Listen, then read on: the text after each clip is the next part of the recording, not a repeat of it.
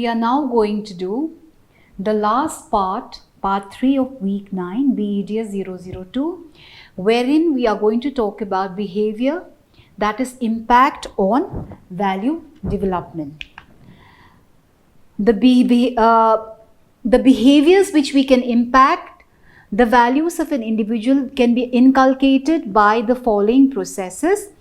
How you behave or your behavior can have an impact on the value development of an individual, and these behaviors can be inculcated by the following processes, that is the parents' use of induction, expression of nurturance and support, demand and limit setting. Second would be modeling of socio-moral behavior, and the third would be implementation of a democratic, open family discussion and conflict resolution style, which are positively related to the building blocks of morality. So in this lecture, wherein this is a last part 3 of week 9, we are going to talk about how behaviors are inculcated by the parents' use of induction, modeling of socio-moral behavior and implementation of a democratic open family discussion. These are the processes by which one can have an impact on the behavior of the individual. So, how does induction have an impact on the behavior of a person? According to Berkowitz and Rich, induction is considered the single most powerful paternal or parental influence on children's moral development. So when we are talking about induction, it is considered the single most powerful parental influence on children's moral development. Hoffman explains that induction involves the use of explanations or reasoning with a child in order to convey parental standards.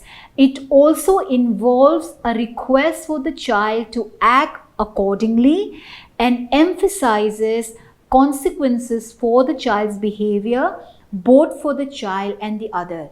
So when we talk about induction, how does induction play a role in the behavior of an individual?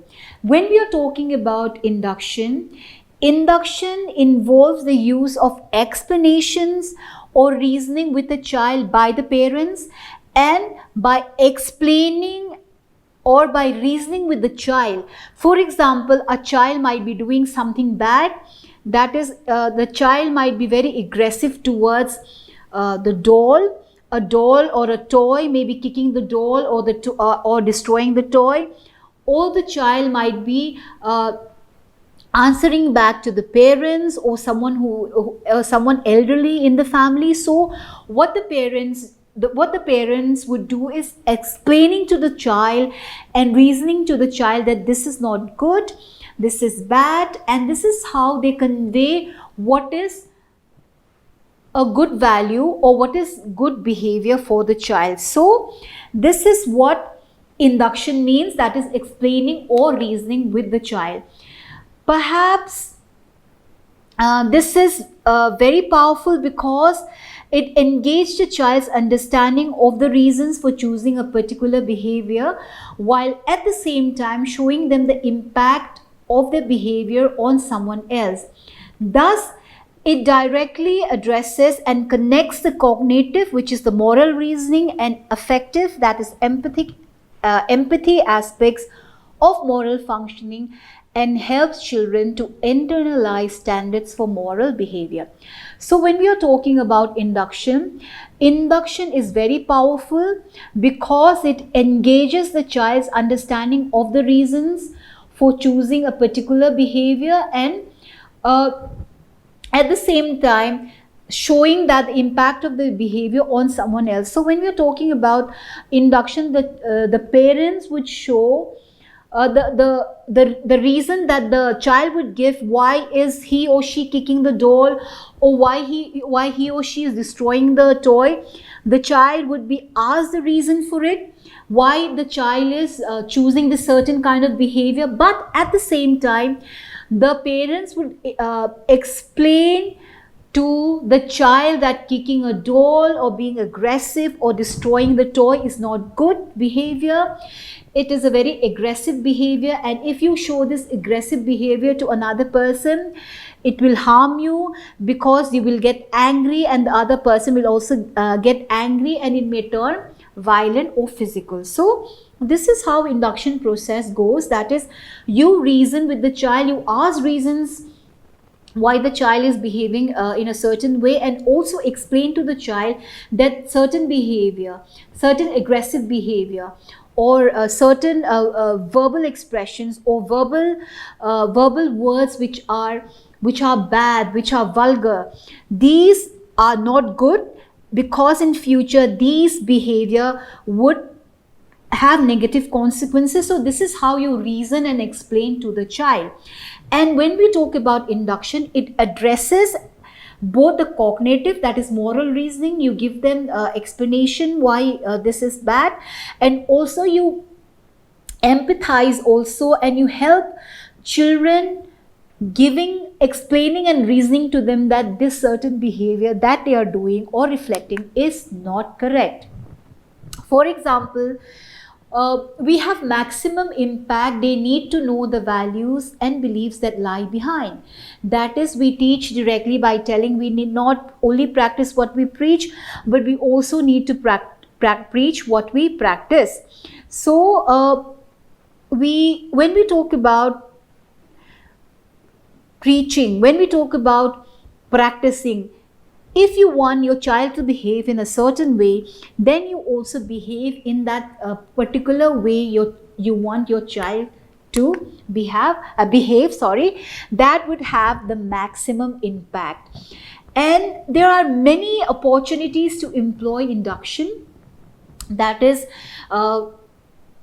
in the context of, let's say, discipline, when children disobey, parents have the opportunity to teach their children about what is right and wrong, and more importantly, why certain behaviors are preferable to other behaviors. So it is very important that during this period, when the children are ready to learn, when children are in the early years of their life, in the earlier stage of their life, induction is very important. You tell you explain to them, you give reasons for certain behaviors which are wrong, and you explain to them certain behaviors are good, like honesty, discipline, being obedient, doing their homeworks in time, not to spend too much on the screen, and so on and so forth. When parents speak to a child about behavior, it is also important that their messages be just slightly above the child's level of reasoning. It is also important for parents to pay attention to the domain in which they are working with children. So when the parents are trying to explain good behavior, at the same time, the child would also have certain level, the child would also have certain reasons for the behavior. However, the parent should be slightly above the child's level of reasoning. That is, the parent should be able to explain that certain behavior, even though the child might have a reason for his behavior. For example, the child comes home and is verbally abusive, or he starts raising his voice. Then the parents would ask the reason to the child, what are the reasons for you to behave in such a way? The child would say that he had a fight with a friend, or somebody in the school,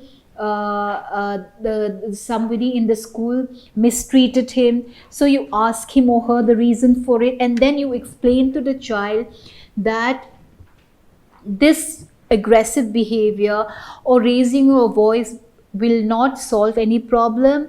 You tell the child that try to talk to this person who had mistreated you in school. Try to reason with him or her why he or she mistreated you.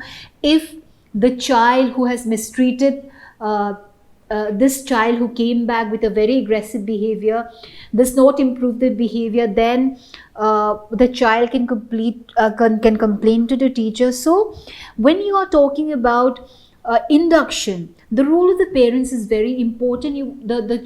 The parents explain why certain behavior is right or wrong. The parents also should pay attention to the children's level of reasoning, but also their explanation should be above the child level of reasoning. The parents should be able to explain why certain bad behavior is not good for the child to practice. How does nurturing and support impact the behavior? There are different parenting style, and these parenting styles are adopted at home, and these parenting style provide a degree of nurturing and support to the child or the children. So this is the way by which you can have value development at home, and this value development depends on how your parenting style is. The parenting style we are going to discuss here would be of 4 types. These are authoritarian, uninvolved, authoritative, and permissive. When we are talking about value development at home, value development would depend on how you are parenting, what are the parenting style you have adopted at home. Parenting style can be one, authoritarian. Authoritarian means where your parents would, the approach would be where your parents would cultivate this or would reflect this attitude that they know best, and they are often disciplinarians. They use strict discipline style with little negotiation possible. Punishment is common. Communication is only one way. Most of the time communication is one way from parent to the child. Rules are usually not explained. The authoritarian parents would say, this is the rule, you have to follow it. They would not be explaining the rules, but they would simply say, these are the rules, you follow it, because communication is usually one way. Parents with this style are typically less nurturing, and expectations are very high. There is limited flexibility. The parents are disciplinarian.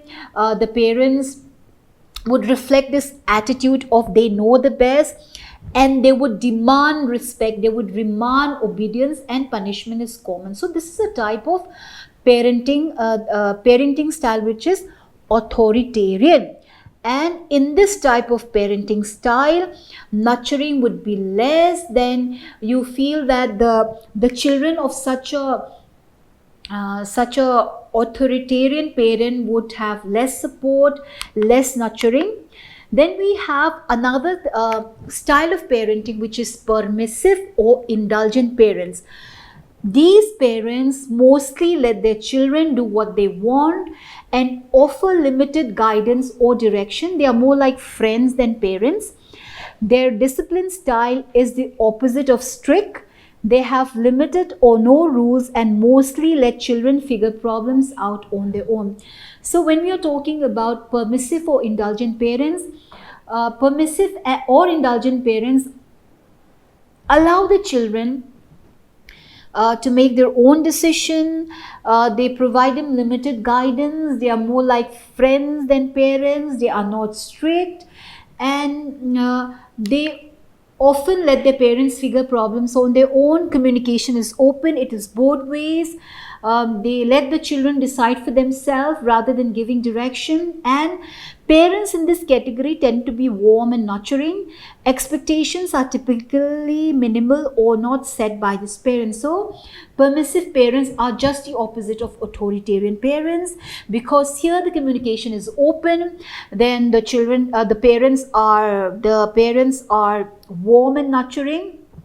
Expectations are minimal, and the parents would indulge or give permission to the children in most cases. Uninvolved parents, on the other hand, give children a lot of freedom and generally stay out of their way. Some parents may make a conscious decision to parent in this way, while others are less interested in parenting or unsure of what to do.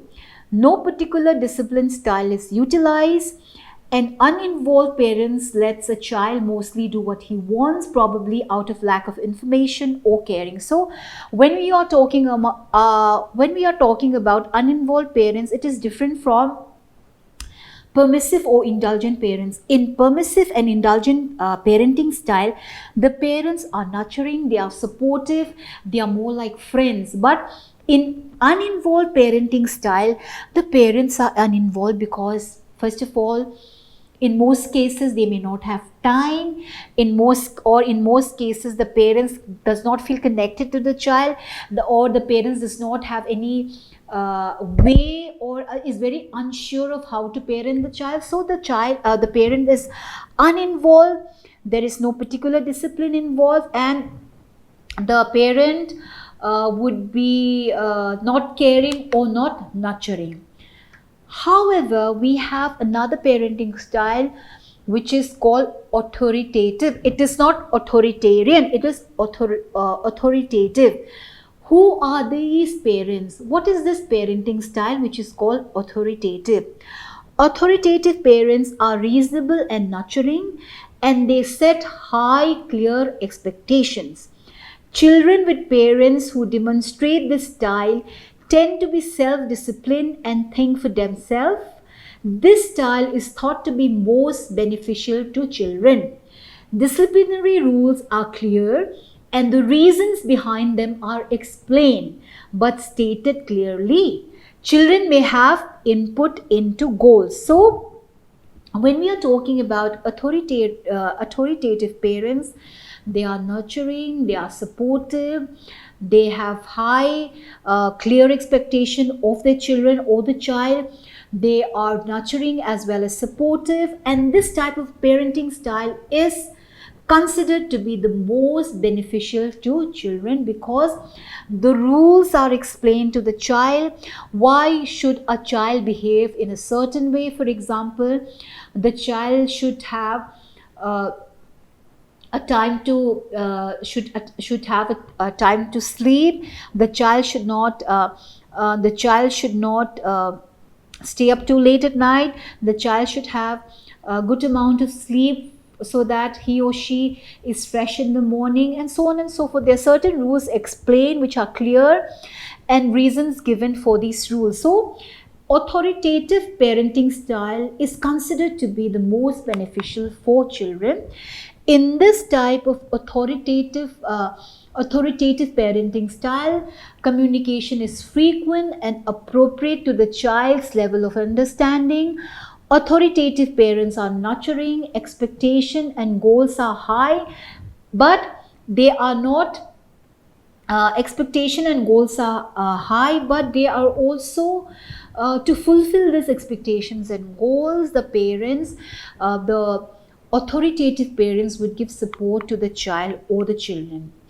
Uninvolved parents, like I said, is very different from the rest of the parenting style, because here the communication does not happen, is very limited. The parents do not nurture and the parents do not support so much. So when we talk about the parenting style, we have talked about the authoritarian parenting style, we have talked about uninvolved parenting style, we have talked about indulgent or permissive parenting style, and we have talked about authoritative parenting style, wherein we say that authoritative parenting style is the best or the most beneficial for the children. So there is another type of value development which impacts behavior. We have talked about the parenting style. Now we are going to talk about modeling. How modeling leads to certain kind of behavior. When a child is provided with models that behave morally, that child is prone to adopt the observed actions. Children learn, or when we were young and even now, learning is a lifelong process. We learn through social experiences, and our behavior and actions results from what we model from others. So modeling is basically imitation of the behavior which is followed by the family members. A child would follow how the parents behave. A child would in most cases, a child would follow how the parents speak, how the parents' relationship is towards the elders or towards the members of the society or towards the other members of the society, or how a father behaves with the mother, how the mother behaves with the father. All these are seen and observed by the child, and the child in most cases would follow the same model, would imitate the behavior of the family members in future. When children closely observe their parents' interactions with each other, with family members, and with people more generally, from such observation, they learn a great deal about how to treat others. As parents can model respect and compassion towards others, so they may equally model behavior that is harmful or abusive. Parents who are abusive to each other, parents who are abusive to others, parents who are abusive to the elderly members of the family or the society, such behavior would be in most cases imitated by the young children, and they would grow up to become just like their parents. That is, they would be disrespectful, they would be abusive, and so on and so forth. Parenting modeling. When you talk about parenting modeling, it can be a powerful influence on the development of the child. Parents should be careful about their own behavior in family interactions and social relations. The child will not be able to share feelings with others unless relationships between the two parents and parent and child are secure. Moreover, parents cannot tell their children to have good interpersonal relations with other people unless their own relations with others are sincerely established. How is behavior? How do certain values impact behavior? We have talked about how parenting style impact the behavior. Then we have talked about how modeling impact your behavior. Now we are going to talk about how through democratic family decision making it impacts the behavior of children and how value is developed. As children grow, older parents should provide them opportunities to exchange viewpoints and attitudes on various moral and social issues. They should also allow children to participate in family decision making, parent-child verbal interactions such as discussing, arguing, or planning, which are other ways to help social development. Through this process, parents would require through this approach, through this process, parents would would give respect to the children's point of view, and the children would also feel very happy that the parents also have respected their views. It teaches the child to think of others' need as well as their own. It provides necessary practice in the skills of conflict, and also during conflict, it provides skills how to lead to resolution of the conflict. It also leads to a better human relationship, and also helps in mutual understanding of the nature of and perspectives of the problem. It also helps in solving problem. So when we talk about how various values are developed and how they impact your behavior, it depends on various factors.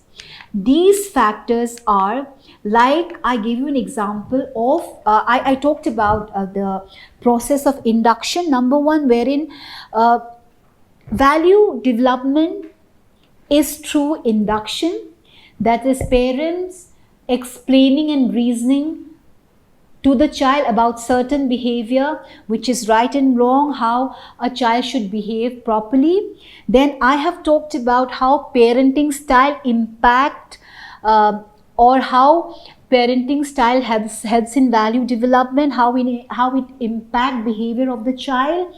Then I have talked about how through nurturing and support, value development takes place. I have that is through modeling, how you see your parents behave. If you see your parents behaving properly towards others, towards each other, you also in future tend to behave properly just like your parents behave. And I also have talked about how parents, if they give opportunities, if they respect the ideas, if they respect inputs of the children in the decision making process, the child would also feel happy and respected. The child would also inculcate this practice in future. It will help the child in establishing a good relationship. It will help the child in solving problems in future. So dear learners, in today's class we have talked about behavior, the impact on value development. We have talked about how various value development takes place through induction, modeling, through various parenting style, and also through democratic decision making of the family. With this class, I have completed part 3 of week 9. Thank you so much for listening.